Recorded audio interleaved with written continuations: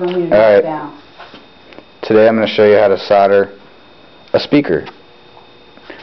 You will need a soldering iron. If you don't have the a base, just go ahead and plug it straight into the wall, because I leave mine turned all the way up all day anyways. And some solder.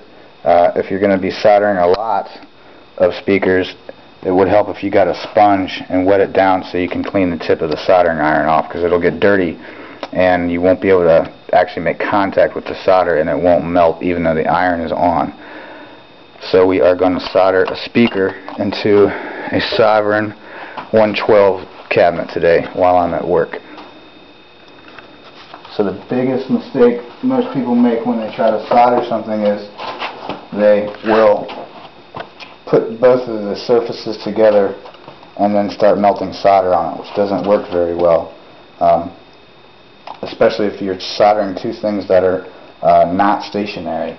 But with soldering a speaker, with speaker tabs where you can loop the wire through the tab like so, your best bet is to loop it through and get it to where the wire is as stationary as possible for you.